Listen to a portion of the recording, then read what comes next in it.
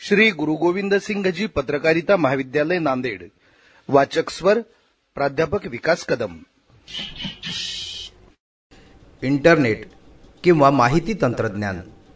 20वे शतक हे जागतिक युद्ध, क्रांत्या, बंडाळ्या, राजकीय उलथापालथी यांनी गाजलं. परंतु या शतकामध्ये मानवानं विज्ञानात जी अभूतपूर्व क्रांती घडवून आणली त्याला तोड नाही. 20वे शतक संपता इंटरनेट या विलक्षण तंत्राचे जगाच्या रंगभूमीवर आगमन झाले. गेल्या 100 वर्षातील मानवजातीच्या प्रगतीचा कलशाध्याय असं इंटरनेटचं वर्णन करता येईल. दूरध्वनी, विमानं, जहाजं, दूरदर्शन आणि रेडिओ या साधनांनी सारे जग आकुंचित केले, परंतु इंटरनेटने साऱ्या जगाचेच एका खेडेगावामध्ये रूपांतर करून टाकले आहे. आपल्या घरातील संगणकावर बसल्या बसल्या जगातील कुणाशीही गप्पा मारता येणं, विशिष्ट विषयावर चर्चासत्रांचं आयोजन करता येणं, कुठल्याही देशातील संगणकावर असणाऱ्या फाईल्समधील माहिती अत्यंत अल्प काळामध्ये हस्तगत करता येणं, काही तासांपूर्वी हबल स्पेस टेलिस्कोपने काढलेली ग्रहताऱ्यांची छायाचित्र मिळवता येणं आणि पाहिजे ती महत्त्वाची माहिती तत्काळ संगणकावर प्रगट होणं, या आणि अशा अगाध क्रिया हीच इंटरनेटची खासियत आहे. ज्ञानाचा महासागर, विज्ञानाचा कल्पवृक्ष, अनमोल रत्नांचा खजिना वगैरे उपमा इंटरनेटचे यथार्थ वर्णन करण्यास असमर्थ आहेत.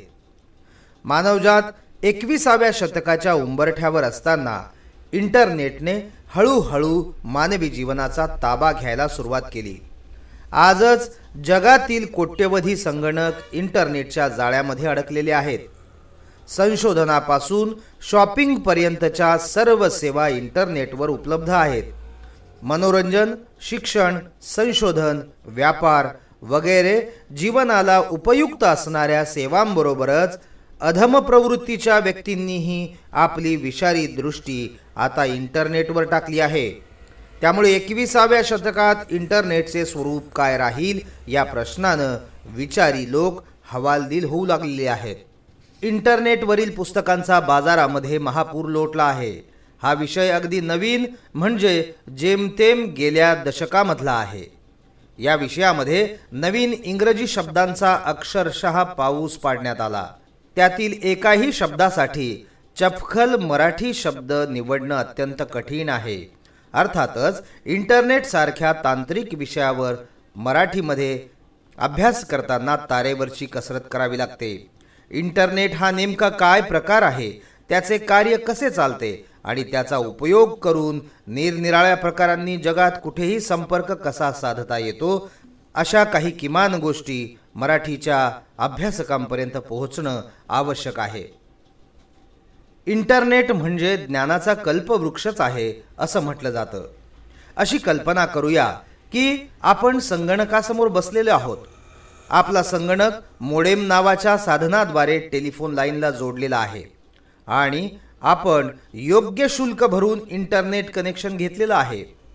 आपला संगणक विदेश संचार निगमच्या संगणकाला जोडण्यासाठी म्हणजे लॉग इन करण्यासाठी तुम्हाला एक विशिष्ट शब्द मिळाला आहे आणि तुमचे इंटरनेट कनेक्शन दुसऱ्याने वापरू नये म्हणून तुम्हाला एक पासवर्ड म्हणजे सांकेतिक नाव मिळालेलं आहे.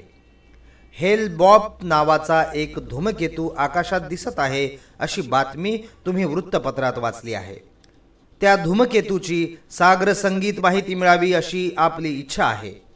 तेव्हा संगणक आपण चालू केला, लॉग इन झालात आणि पासवर्ड देऊन इंटरनेटमध्ये प्रवेश मिळवला आणि इंटरनेटवर उपलब्ध असलेल्या अफाट माहितीमधून नेमकी आपल्याला पाहिजे असलेल्या माहितीचा शोध घेणारी जी अनेक सॉफ्टवेअर उपलब्ध आहेत त्यापैकी एकाचा उपयोग करून सर्च या शब्दाचे आधी तुम्ही कॉमेट हेल-बॉप असे शब्द इंग्रजीत टाईप करून एंटर हे बटन दाबलं, अहो महाआश्चर्य होईल.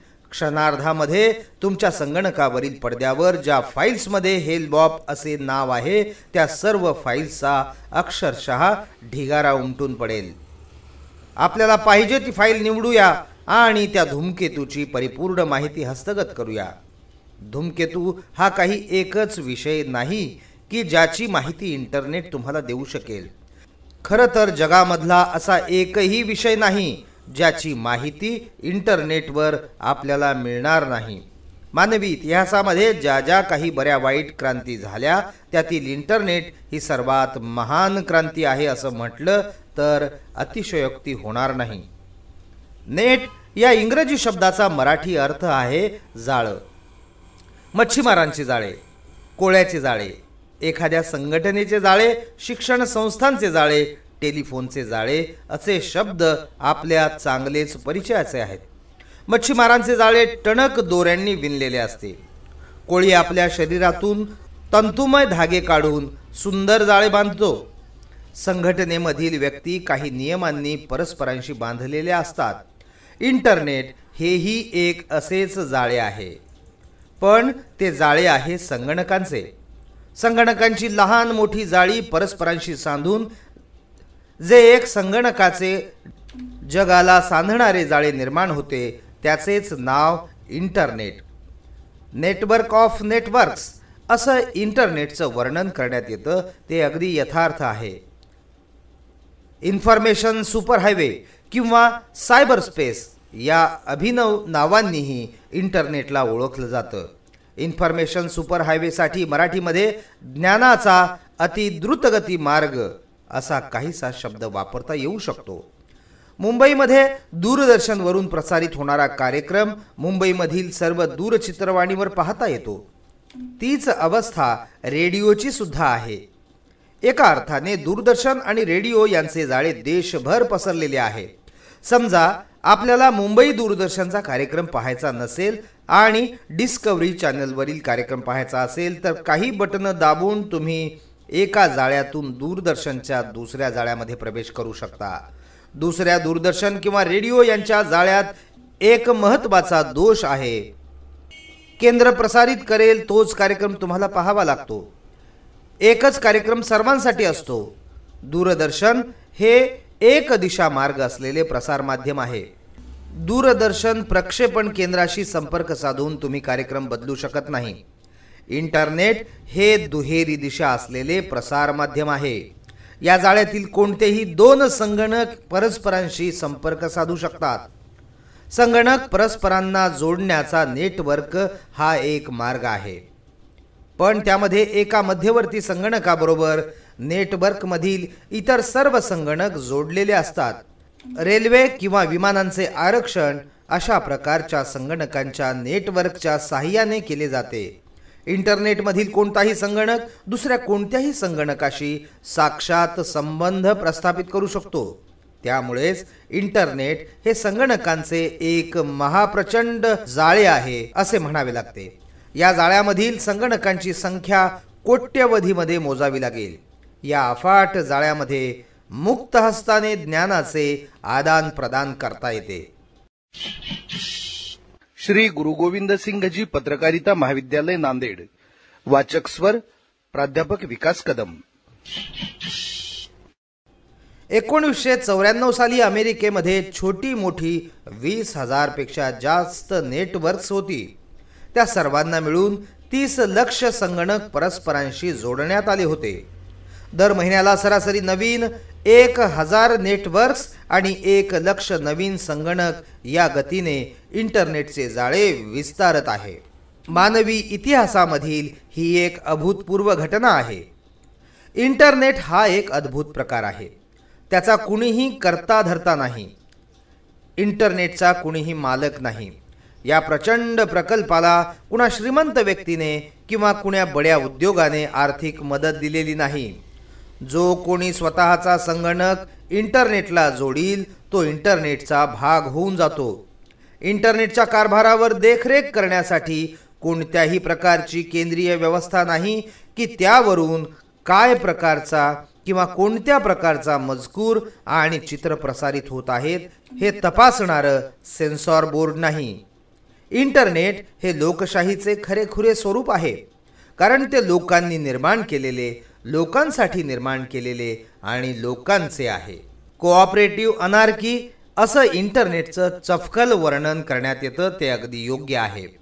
इंटरनेटमधील सर्वस्पर्शी ज्ञान आलं कुठून असा प्रश्न तुमच्या मनात निर्माण होईल. छोट्या छोट्या ओढ्यांच्या नद्यांच्या संगमामधून ज्याप्रमाणे एखादी महानदी निर्माण व्हावी त्याचप्रमाणे इंटरनेटवर ज्ञानाचे लहान मोठे प्रवाह एकत्र येऊन त्यामधून एक मोठी ज्ञानगंगा उत्पन्न झाली. अमेरिकन सरकारची अनेक खाती ह्या ज्ञानगंगेची उगमस्थानं आहेत. अमेरिकेतील नासा ही संस्था अक्षरशः इंटरनेटवर माहिती ओतत असते. त्यामध्ये एखाद्या बारक्या अशनीपासून आपल्या सभोवार पसरलेल्या अफाट विश्वाच्या माहितीचा समावेश असतो. हबल स्पेस टेलिस्कोपने घेतलेली अद्ययावत छायाचित्रही आपल्या घरातील संगणकाच्या पडद्यावर पाहण्याची संधी आपल्याला मिळते. अमेरिकेमधील शोधसंस्था, महाविद्यालये आणि विद्यापीठ त्यांनी जमविलेलं ज्ञान लोकोपयोगासाठी इंटरनेटच्या ज्ञानप्रवाहात मुक्त हस्ताने सोडून देत असतात. विज्ञान, व्यापार, कला या सर्व क्षेत्रामधील सर्व विषयांचे ज्ञान त्यामुळेच इंटरनेटवर उपलब्ध झाले आहे. मोठमोठे उद्योग समूह इतर अनेक विषयांचे ज्ञान इंटरनेटवर ओतत असतात आणि सर्वात शेवटी व्यक्ती आपापल्या परीनं इंटरनेटवरील ज्ञानसागरात आपल्याला माहिती असलेले ज्ञान मिळवत असतात.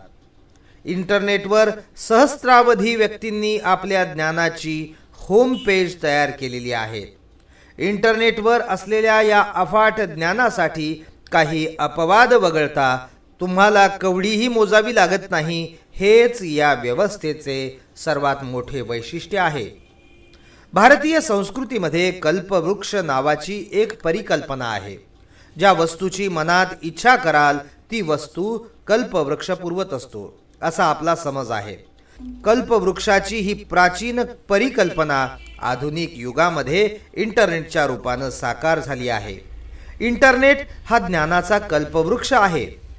तुमच्या मनात असणारी कोणतीही ज्ञान लालसा हा कल्पवृक्ष पूर्ण करू शकतो. सामान्य विद्यार्थ्यापासून नोबेल पारितोषिक विजेत्या शास्त्रज्ञापर्यंत मुक्त हस्ताने ज्ञानदान करण्यात इंटरनेटची कोणीही बरोबरी करू शकणार नाही. कवी, लेखक, शास्त्रज्ञ, तंत्रज्ञ, कलाकार, खेळाडू जीवनाच्या ज्या ज्या क्षेत्रात तुम्ही वावरत असाल त्या त्या क्षेत्रातील परिपूर्ण माहिती इंटरनेटवर आज उपलब्ध झाली आहे. जगातील लक्षावधी व्यक्ती इंटरनेटचे सभासद आहेत. परस्परांशी संपर्क प्रस्थापित करण्यासाठी, विविध विषयांवरील मतांचे आदान प्रदान करण्यासाठी ते इंटरनेटचा सर्रास वापर करीत आहेत. इंटरनेटद्वारे एक व्यक्ती जगातील दुसऱ्या कोणत्याही व्यक्तीशी संपर्क प्रस्थापित करू शकते. इंटरनेटचे सभासद असलेल्या प्रत्येक व्यक्तीला स्वतंत्र इलेक्ट्रॉनिक असा पत्ता आहे. व्यक्ती कुठेही असो, त्यांचा दर्जा काहीही असो, त्यांचे कौशल्य कोणत्याही क्षेत्रातले असो, इंटरनेटवरील संपर्काची दुहेरी व्यवस्था स्वागतार्ह तर आहेच, पण साऱ्या जगाची एकात्मता सांधण्यासाठी आदर्श अशी आहे. जगभर पसरलेल्या नातेवाईकांशी, मित्रमैत्रिणींशी किंवा आपल्या क्षेत्रातील जाणकार व्यक्तींशी टेलिफोन किंवा पत्राद्वारे संपर्क साधण्याचे दिवस लवकरच मागे पडले आहेत. इंटरनेटवरील ईमेलद्वारे परस्परांशी साक्षात संपर्क प्रस्थापित केला जाऊ शकतो. आपण ईमेलद्वारे लिहिलेले पत्र क्षणार्धामध्ये सहस्त्रावधी किलोमीटरचा प्रवास करून अमेरिकेमध्ये पोहोचेल. तुम्ही तुमच्या मित्राने निश्चित वेळ ठरवली तर तुम्ही गप्पाही मारू शकता. इंटरनेटवर सहस्त्रावधी गट कार्यरत आहेत. त्यांच्या जिज्ञासांचे विषय निरनिराळे आहेत. ते आपले अनुभव, आपली मतं इतरांना कळवू शकतात. आपल्या प्रश्नांची सोडवणूक करून घेऊ शकतात.